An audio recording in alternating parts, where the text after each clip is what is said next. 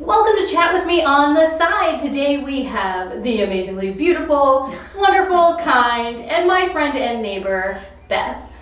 Hi. What an intro. Isn't that a great intro? Like, I'm not somebody to want an intro be that way. Beth was on our Parents of Children with Special Needs episode of Chat With Me. And I invited her in because I wanted to talk more about her daughter, Zoe. On the episode, Beth told us how Zoe was diagnosed. So I'm going to have her quickly tell us again how that happened, because I don't know any T1D situation that was good. Yeah, it's always horrifying. It's usually traumatic. There's usually a misdiagnosis, which there was with Zoe. So briefly, it's about 3 years ago, actually. Gosh, has it been 3 years already? Yeah. So we were taking a family vacation. Thought she had the flu. She'd been, under the weather, vomiting, nausea. Stuck her on the plane anyway because we were going to Yellowstone. Already paid for all those tickets. Yeah. The flu should pass, right? Right. Get there. She's just still not feeling well. So we took her to a clinic. He tested everything but her blood sugar and said, you know what? It's just the flu. Here's some electrolytes. Here's some anti-nausea medicine. She'll get over it. She did start to feel better, but the next day we took just one of those little boardwalks, around one of the areas at Yellowstone. And she could not get back to the car. I had to carry her half a mile. So we took her to a different clinic. They tested her blood sugar, type 1, stuck us in an ambulance, took us to an ER. From there, put us on a helicopter, flew us out of state to a pediatric intensive care unit, and we were there for a couple of days until they got her under control. Yeah. So what was her sugar at that point? It was 415. Okay, well, considering it should be around 100, right? Exactly, right. 415 is 415. a dangerous level. Yeah. Bless her heart. Yeah, So what has life been like for her and for you in the past few years? She's grown up a lot. Yeah. A lot. She pretty much is in charge of her diabetic care now. She gives herself her insulin. I have to help her with some of her site changes. But when she's at school, she does it herself.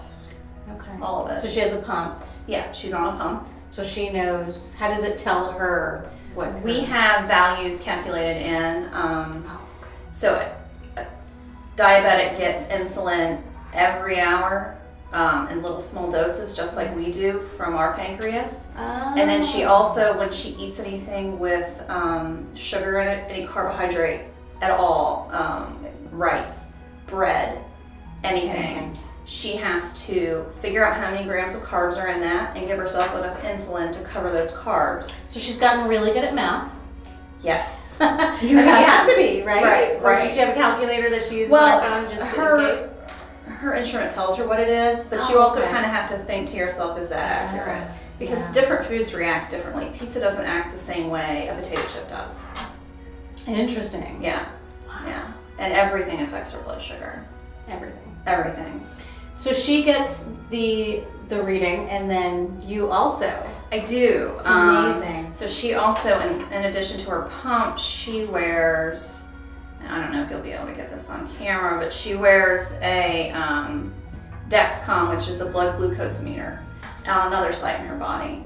And she gets that reading, I get it, my husband, my son, and my mother. It comes to my phone. So no matter where I am. It's unbelievable. If I'm in Nashville on a work trip, yeah, I can get her blood sugar reading in the middle of the night. So as a mom, that's comforting, but also as a mom, that's intense. So do you ever feel like you can catch your breath?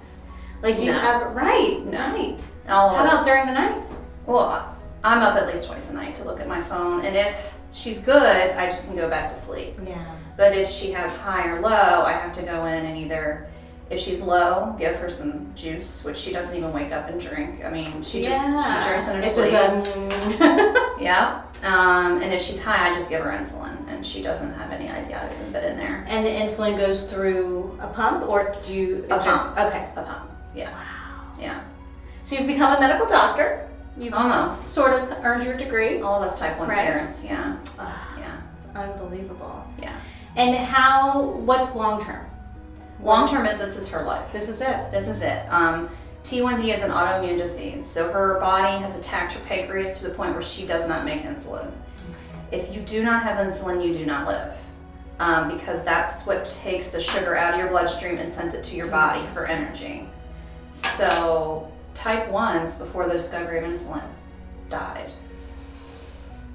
So Yeah. what can parents look out for in their children so So that they don't have to experience right. a helicopter So ride, the ambulances, the all that symptoms stuff? are easily confused with the flu. With Zoe, it was nausea, vomiting. She didn't want to eat anything. She didn't want to do anything. She just wanted to sleep. She wouldn't even look out of the window at the bison in Yellowstone, you know. A lot of kids lose weight. She lost 10% of her body weight because her body was not absorbing the sugar. So it was burning the fat, trying to get some energy into her. So she lost a lot of weight. A lot of people get very thirsty and go to the bathroom a lot. I've heard this, but well, yes. That was not the Extreme case with thirst. Zoe, but a lot of people And do. frequent urination. Yeah. I mean, they say that the thirst is unquenchable because your body's trying to flush the sugar out. So this is not something at your yearly checkup that your kids get tested for. So if your children are experiencing any of these symptoms, it's not difficult to go get tested, correct? Exactly. Just to be clear, just to make Right. sure that you're okay and they're okay. Some states have required testing for children. Interesting. The state of North Carolina has passed a law. And I honestly think it should be required at every annual pediatric appointment. We have a babysitter who that's when she was diagnosed. So she didn't have the dramatic head to the hospital, stay in the hospital. Her doctor caught it. They went to an endocrinologist and got it under control. That's wonderful. Yeah. So how old is Zoe now? She's 12. Okay, so now Yes. we're hitting the puberty phase. Oh yeah. So things are Hormones. just going to get even more difficult to control, right? Things are crazy with her. Things blood are sugar. crazy. Yeah. Hormones definitely control it. And it's different from day to day. So, and then finally when she does become a woman and all that kicks in, her insulin demands that week are probably going to be about 50% more than they are normally. So that's another thing we'll have to plan for. Oh, well, thank goodness they have the pumps now, right? Yes, And yes. it can help through that. That is wild. But aside from all of that and everything that going on, she can lead a fairly normal life. Yeah. She can have children. She Exactly. can. That's wonderful. There are type 1 professional athletes. There are type 1 singers, doctors. You can do anything. So with whatever it. she wants to do. You just have to be a really good planner. Yes. Yes. And have really good parents that take such good care of you. Yeah, and grow up. Yeah. She grew up quick. She had to. Yeah. Yeah. Yeah. Because this is literally life or death. It And is. she had to learn that at a young age. It is. Yeah. There are about 1.25 million type 1s in this country. Wow. And they're a very small segment of the diabetic population, but there's a lot of them out there. There's a lot of them. Yeah. Wow. Thank you so much for coming in and Well, talking thanks to us for about having this. If you feel that someone in your life might be suffering from type 1 diabetes, just go get checked. It's not that challenging to get checked, and it's worth it in the long run because even if they're not, then you can find out what else is going on, but at least get checked and make sure Yes. you get on the right path. Yeah. All right. You guys, as always, take care of yourselves and don't forget to take care of each other.